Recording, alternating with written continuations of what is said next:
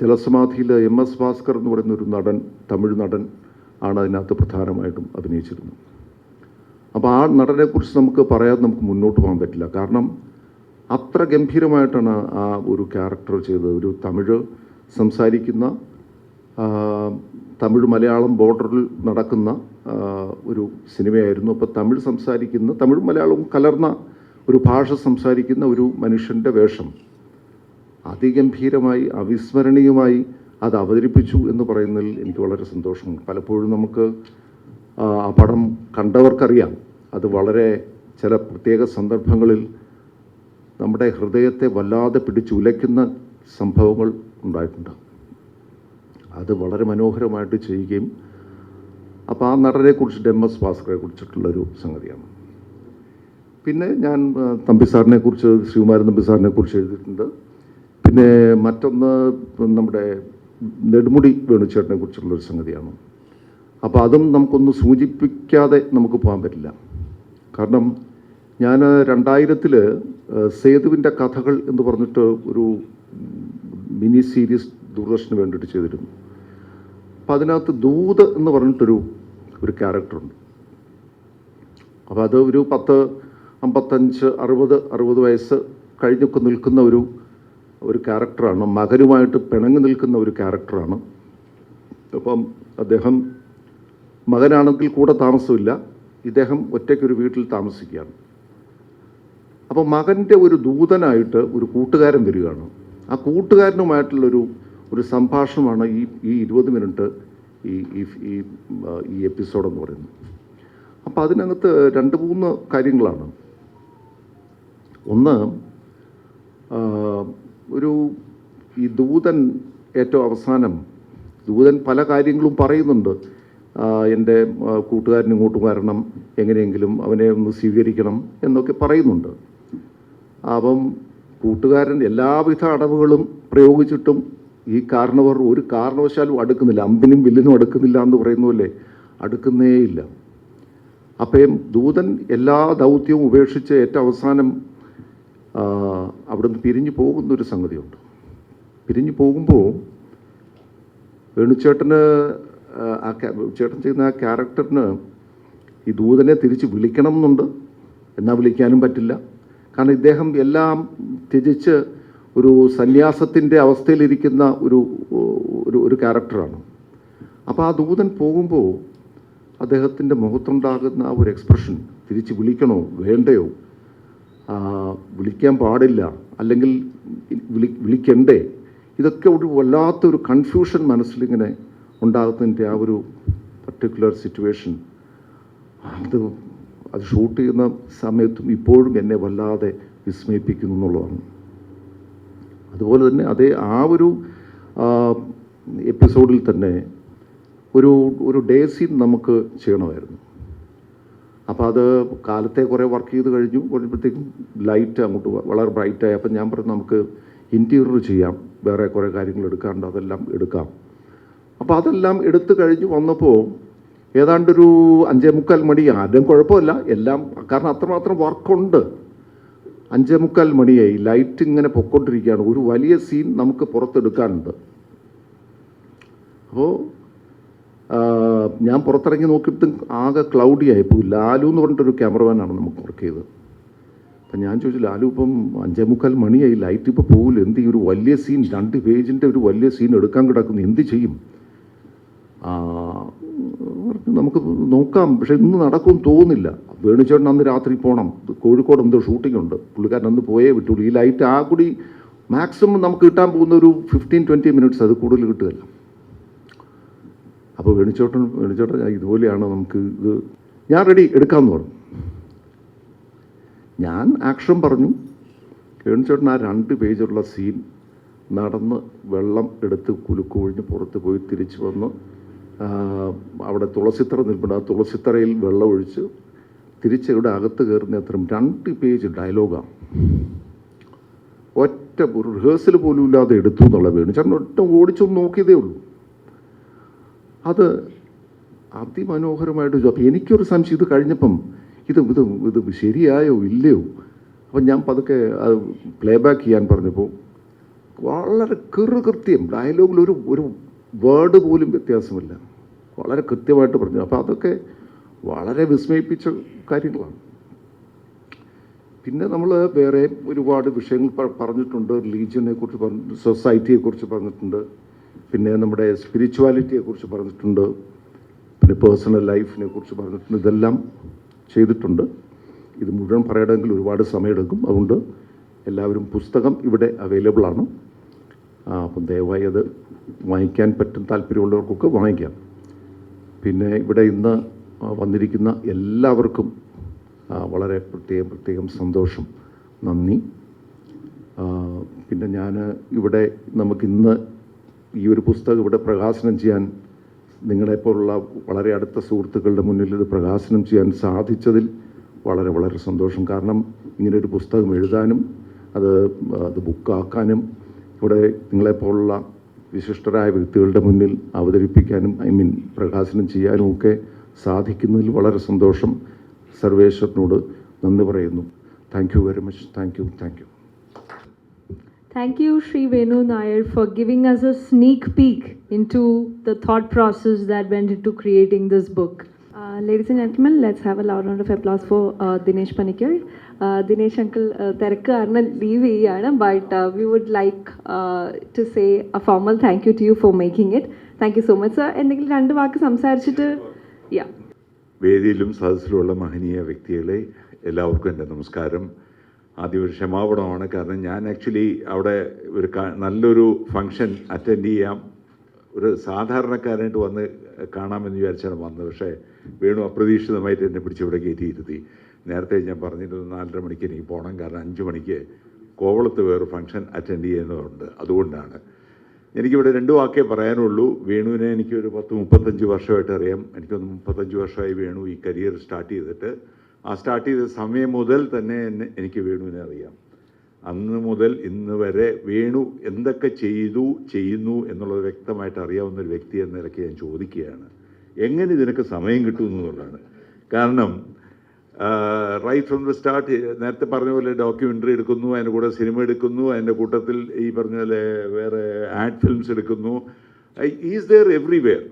അത് കൂടാതെ ഇപ്പോൾ ഒരു പുസ്തകം എഴുതുക എന്ന് പറയുന്നത് അത്ര എളുപ്പമുള്ളൊരു കാര്യമല്ല. എൻ്റെ അടുത്തും ചോദിച്ചിട്ടുണ്ട്, എനിക്കും I have had enough and more experience in life, so why don't you write a book എന്ന് എല്ലാവരും എന്നോട് ചോദിക്കാറുണ്ട്. പക്ഷേ ഒരു പുസ്തകം എഴുതുക എന്ന് പറയുന്നത് അത്ര എളുപ്പമുള്ളൊരു കാര്യമല്ല.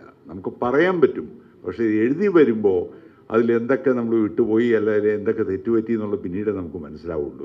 അതുകൊണ്ട് വേണു എന്തായാലും I am 100% sure he has written down whatever has gone through in his life, and I wish him all the best.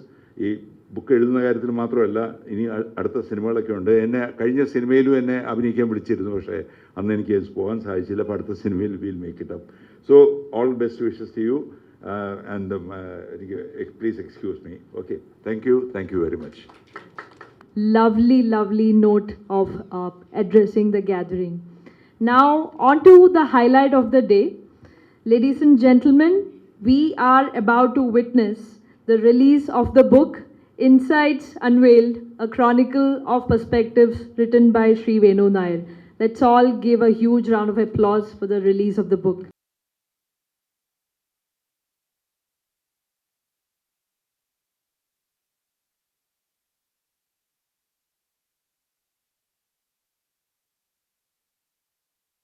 Sri Venu Nair, his family and friends, I suppose we are all his friends and well-wishers.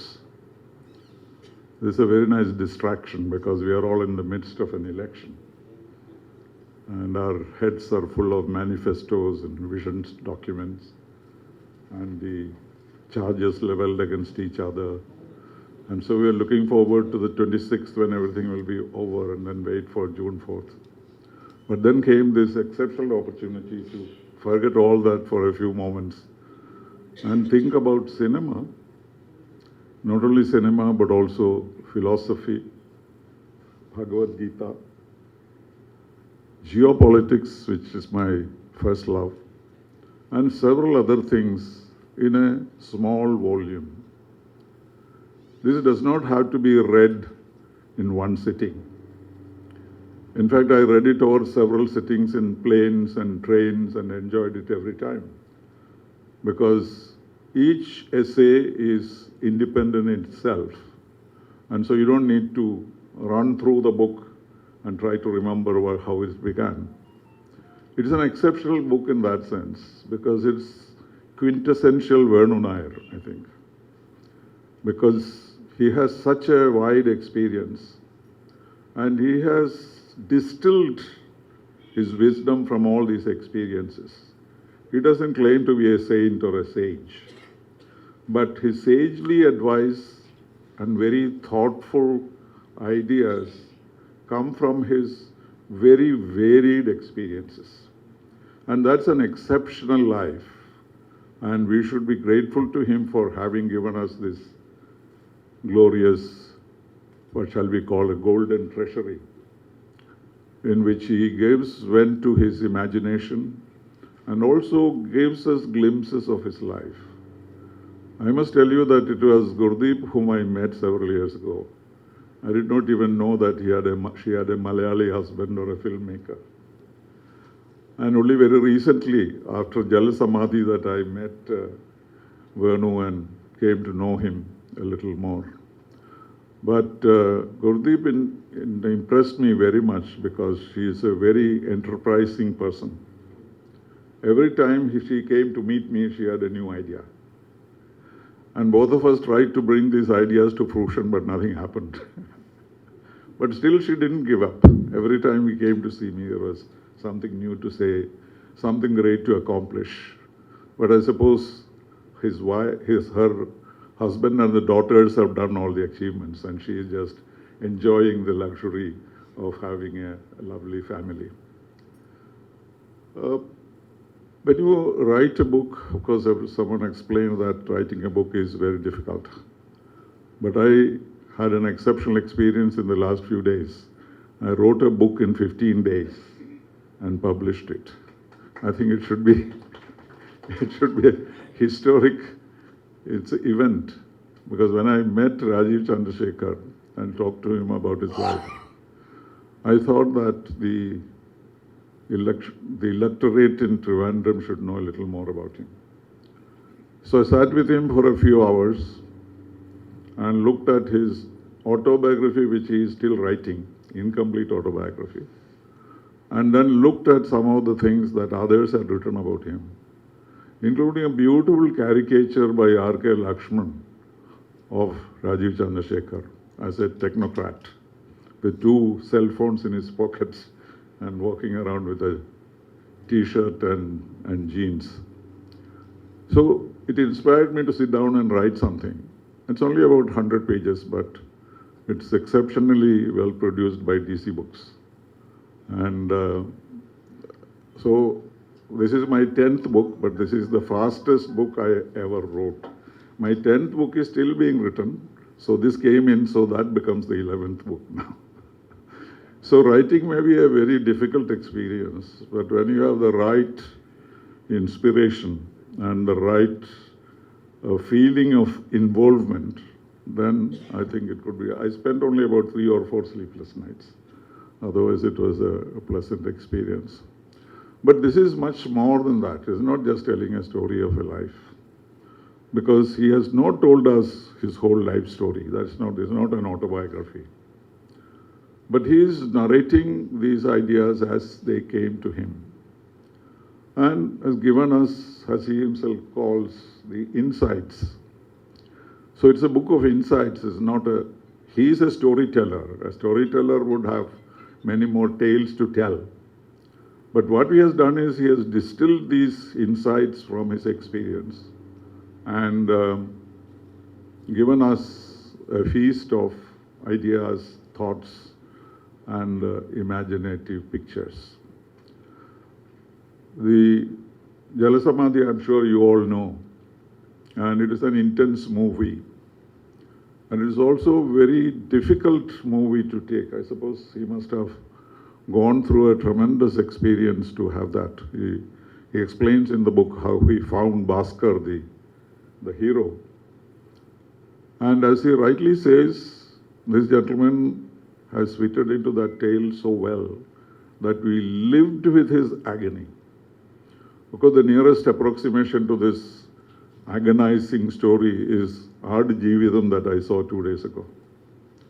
But the difference between the two is that Jal Samadhi kind of take us to a different life and a different experience, and its misery is not so gripping or so affecting your lifestyle like Aadu Jeevitham is. Because in the second movie, in the Blessie's movie, it is an unmixed misery. You know, you feel that when is this going to end? You know, it goes on and on and on. We hope that he will now be rescued by some, divine intervention. And but here, it has a greater, what shall we say, flow, and the life picturized in a very imaginative and involved manner. I cannot speak much more about cinematography. But I was fascinated by two essays that he wrote which are very close to my heart. One is about the world of the future and India's leadership, and the other about India-Russia relations. I served in the Soviet Union, not Russia today, for about 3 years from 1974 to 1977. That was the time when India-US-Soviet relations were at its height. It was Mrs. Gandhi was the Prime Minister. And Soviet Union, as you know, had a tremendous amount of emotional linkage with us. For example, if you walk around in Moscow, and if you say you are from India or they find you are Indians, they immediately ask, how is Raj Kapoor? How is Nargis? They don't know, they don't exist anymore. But it has gripped their mind so much. It is probably because in a severe life of the Soviet Union, Indian cinemas gave them entertainment beyond imagination for them. All singing and dancing and fairy tales and so on, that they don't exist in the Soviet Union. Soviet Union was a superpower, but they were still poor power. They were great in military strength and economic recovery, etc. But basically, the ordinary man was not a happy person. And so it was some kind of escapism that they found in Hindi movies. Except for the songs, everything was shown in Moscow theaters in Russian. The songs were in Hindi, but so they all sing Hindi songs, Avara, Hum, Morchar, Saubis, etc. And there was a kind of bond that cinema had brought about. And it still continues. I have walked around with Raj Kapoor on Moscow streets. Everyone would come and greet him. And he suddenly said, let's go to the Bolshoi Theatre and see a ballet. Imagine, Bolshoi Theatre, if you have to see a ballet, you must book it at least 3 months in advance. So I said to Mr. Raj Kapoor, that's not going to happen. You'll not be able to go in there. He said, no, come. So we went. And suddenly, the whole audience got up. They recognized him and invited us to see the ballet from a nice box in front. And that was the kind of knowledge that they had about Indian film. But beyond that, there was a bond between Soviet Union and India. When we became independent, we were not very, what shall we say, attracted to communism. Communism was not very fashionable in India at that time. Nor were we too keen about American or British imperialism. So Pandit Nehru chose the path of non-alignment. But non-alignment did not mean that you could not have good friends. And the Soviet Union was an exception to the fact that India was totally non-aligned. In fact, India was Soviet Union's best friend outside the communist bloc. And it paid us very well, just as we helped the Soviet Union in various ways. We were saved by the vetoes of the Soviet Union 5 times in the history of India. So if there was no Soviet veto, India would have been in deep trouble on Kashmir, on Afghanistan, on Goa. All these things, India would have been in deep trouble. So there was that kind of a bond.